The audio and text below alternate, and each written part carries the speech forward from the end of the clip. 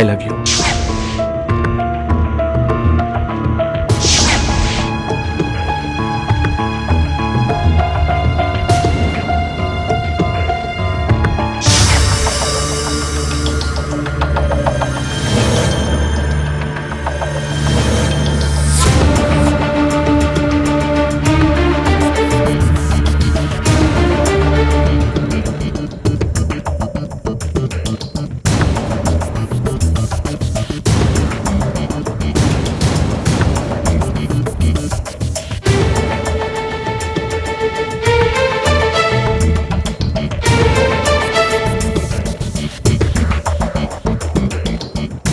అతని దగ్గరికినా?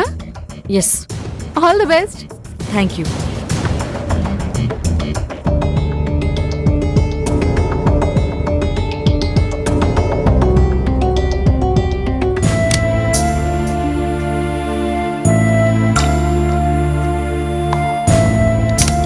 రా సంధ్య.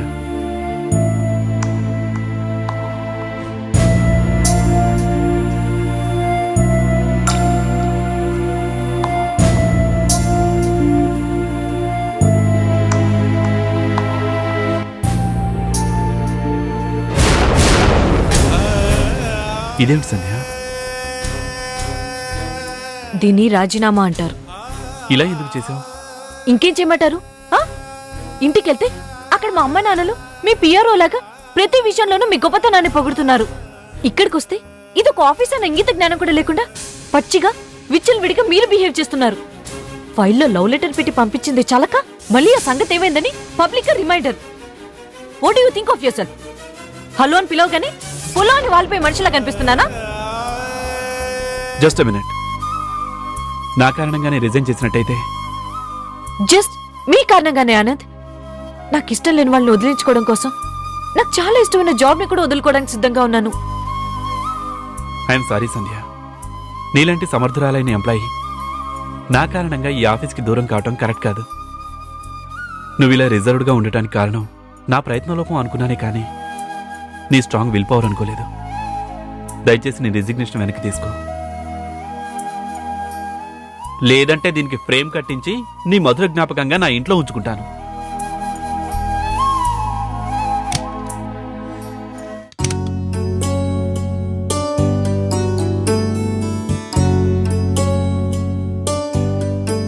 నువ్వు నన్ను వద్దనే కొద్దీ నువ్వే నాకు కావాలన్న పట్టుదల రోజురోజుకి ఎక్కువవుతోంది సంధ్య. చూస్తా. ఈ దారి కాకపోతే మరో దారి. అంతేకాని వదిలే ప్రసక్తే లేదు.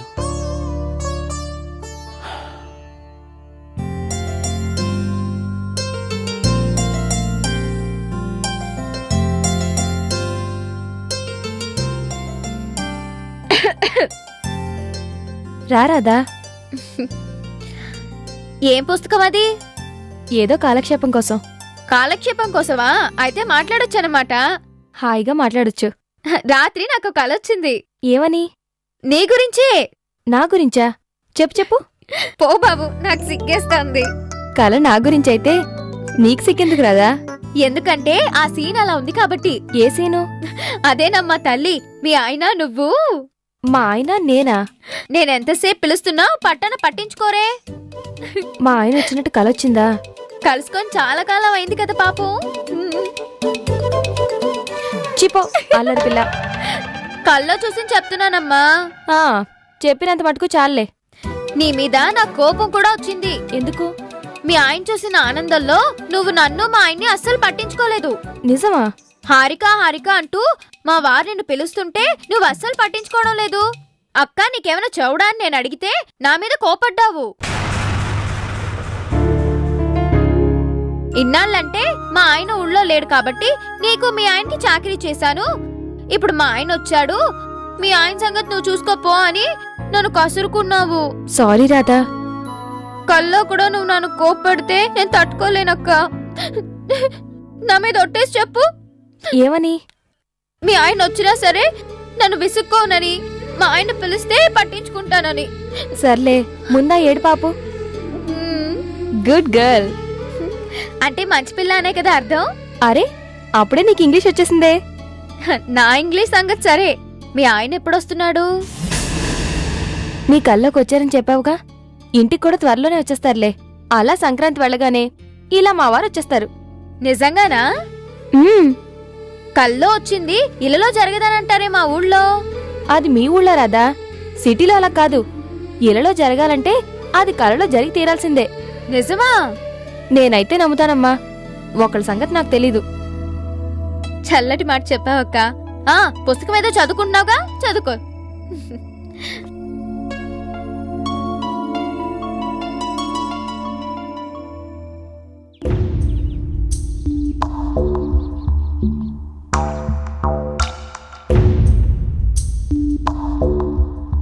అమ్మా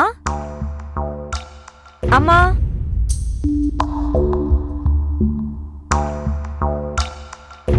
అమ్మా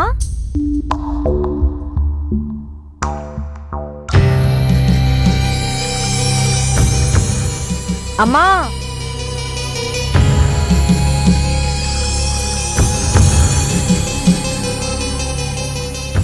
నానా అమ్మా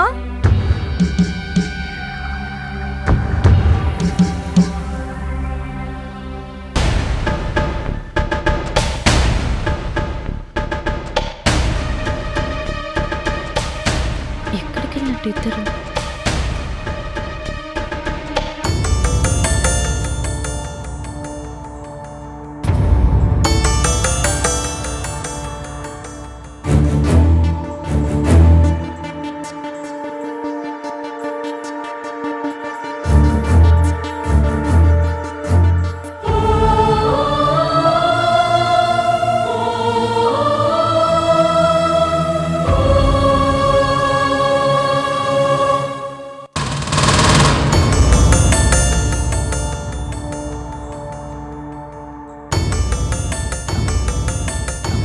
అమ్మా సంధ్య, ఇంటికొచ్చి రాగానే నీ కళ్ళు మా కోసం వెదుగుతాయని తెలుసు, నీ పెదవులు మమ్మల్ని పిలుస్తాయని తెలుసు, నీ హృదయం మా కోసం పరితపిస్తుందని తెలుసు.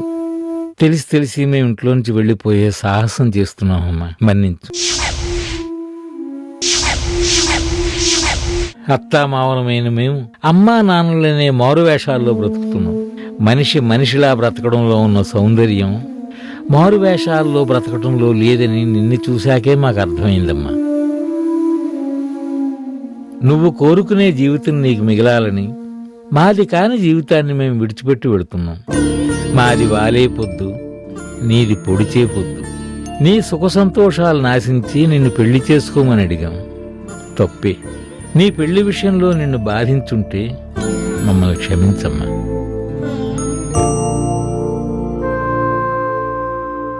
మా సుఖం నీకు దుఃఖంగా మారకూడదని, మా ఉనికి నీకు శాపంగా మారకూడదని ఈ నిర్ణయం తీసుకున్నాం.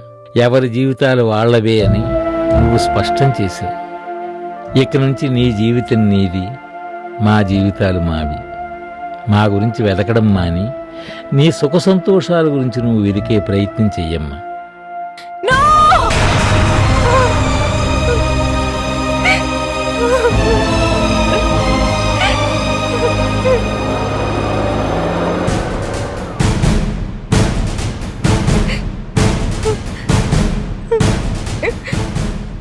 అంకుల్, ఆంటీ, ఏం చేసావు? సంధ్య, మా అమ్మ నాన్నలు ఏం చేసావు? ఏమైంది సంధ్య? ఏమి తెలియనట్టు బుక్కాయించకు. చెప్పు, మా అమ్మ నిజం నాన్నలు సంధ్య, ఏం చేసావు? నీ మీద ఒట్టు, నాకేం తెలీదు.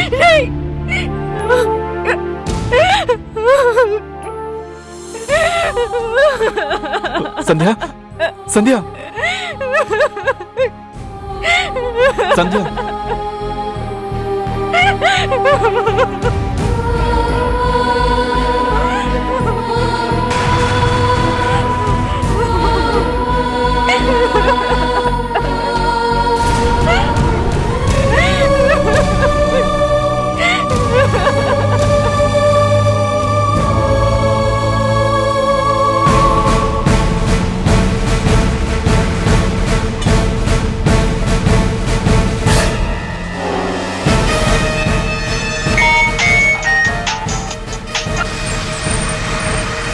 ఎరా అంకుల్ వాళ్ళు ఏమైనా కనిపించారా?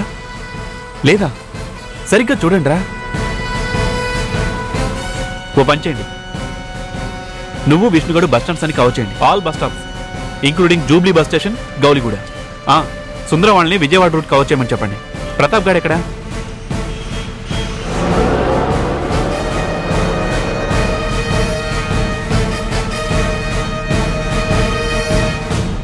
రే ప్రతాప్, ఏంట్రా ఇది? ఏం చేస్తున్నారా? యువతల టెన్షన్తో నరాలు తెగిపోతున్నాయిరా. ఆంటీ అంకుల్ ఫొటోస్ ఎంఎంఎస్ చేశాను, చూడలేదా? అవి చూడకుండా ఏం చేస్తున్నారా? నువ్వు సుధాకర్ రైల్వే స్టేషన్స్ కవర్ చేయండి. All railway stations including MMTS. పోలీసుల పనిలో పోలీసులు ఉన్నారు, మీ పని మీరు చేయండిరా. ఇడియట్స్. సారీ సంధ్య.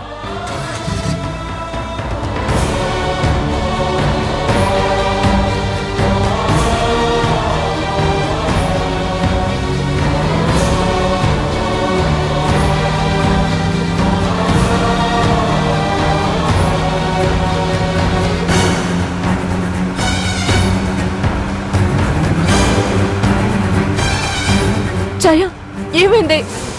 మీ బంధువులు ఎవరు ఉన్నారనో కదా, ఏ చెప్పినా డీ చెప్పినా వాళ్ళతో ఒక మాట చెప్పి చూడవే.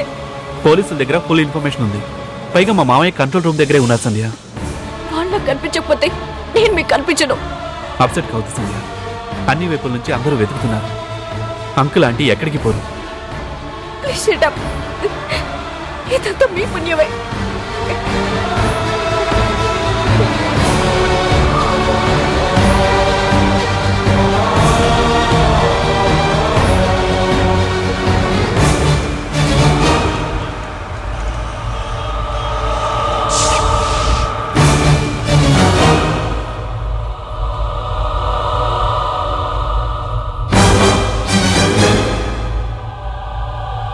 ఏమైంది? ఇక్కడెందుకు ఆపారు?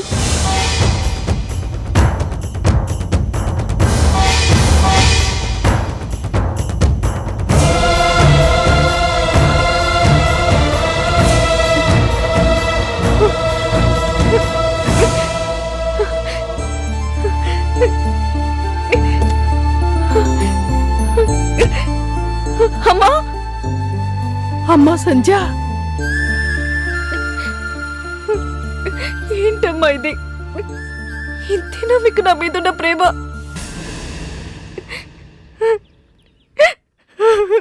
అమ్మా సంధ్య. ఏడవని జానకి, దుఃఖం తన ఒక్కదానికే ఉంది, బాధ తన ఒక్కదానికే ఉంది, బాధ్యతలు తన ఒక్కదానికే ఉన్నాయి. మనకేం లేదు.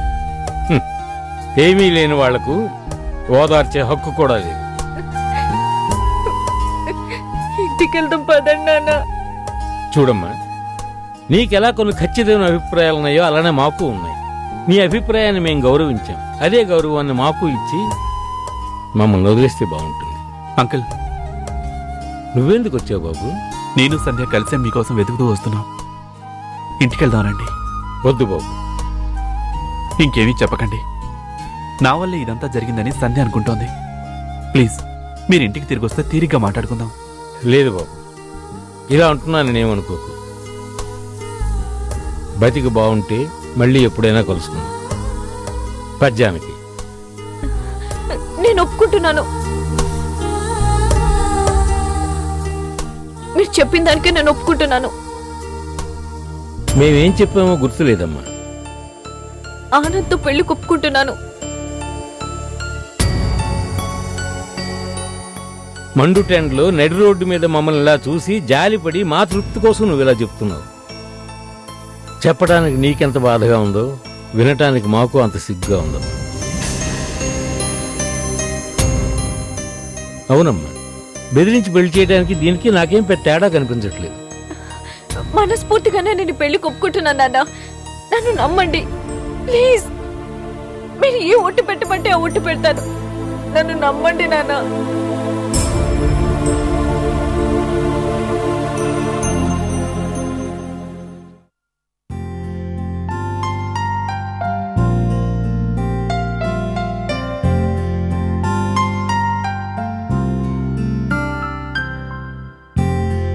ఏంటి రాదా? పేపర్ చదువుతున్నారా? చదవండి చదవండి. ఏమైంది రాదా? ఎందుకలా ఉన్నావు?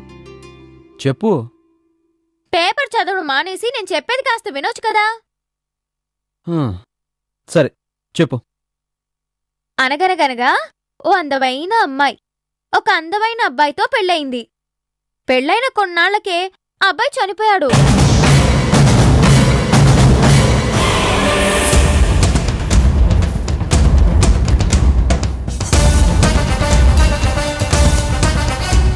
భర్త పోయినా సరే భర్త కోరిక కారణంగా ఆ అమ్మాయి బొట్టు గాజులు తీసేయలేదు.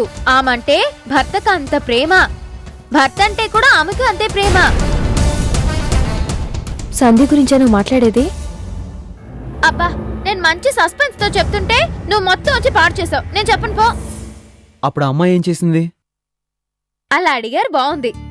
భర్త అంటే అంత ప్రేమ ఉన్న అమ్మాయి మరో అబ్బాయిని పెళ్లి చేసుకోవడానికి ఒప్పుకుంది.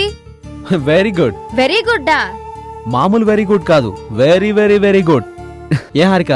అవునండి. అమ్మాయి పేరు సంధ్య. అరే, నువ్వు చెప్పేదాకా నాకు తట్టనే లేదే. సంధ్య ఆనంద్ అనే అబ్బాయిని పెళ్లి చేసుకోవడానికి ఒప్పుకుందట. చాలా మంచి పని చేసింది రాధా. అయ్యయ్యో, నేనేమో అది చెడ్డ పని అనుకుంటున్నాను, మీరేమో మంచి పని అంటున్నారు. ఏంటో నాకేం అర్థం కావడం లేదు. అర్థమయ్యేటట్టు నేను చెప్తాను. అనగనగనగా ఒక ముసలివాడు. రాఘవయ్య బాబాయ్ కాదు, మరి? విను. ఆ ముసలివాడు తన మనవరాలి వయసున్న చిన్నపిల్లను పెళ్లి చేసుకున్నాడు. చీపాడు. పెళ్ళైన కొన్నాళ్లకి ఆ ముసలాడు పుట్టుకుమన్నాడు.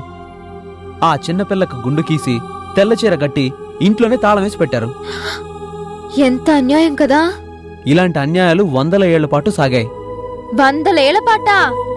అమ్మ బాబోయ్, ఎన్ని 100 మంది ఆడపిల్లల జీవితం అన్యాయం అయిపోయాయో కదా. 100 కాదు రాధా, లక్షల మంది. అన్యాయం కదక్కా.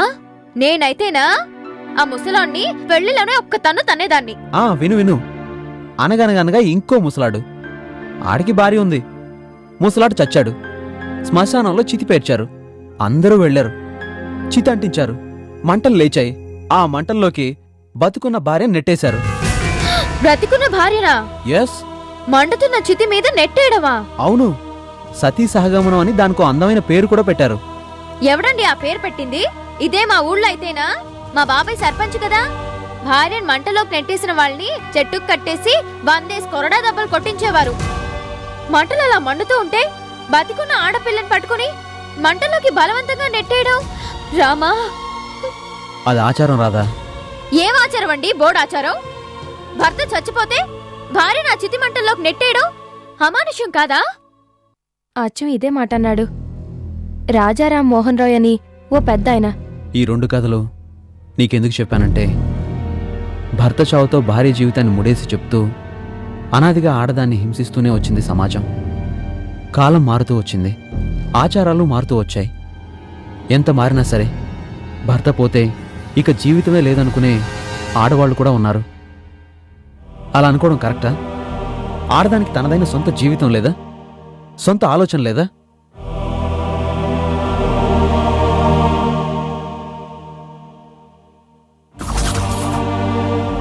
ఇప్పుడు చెప్పు, సంధ్య చేసింది మంచి పనా చెడ్డ పనా?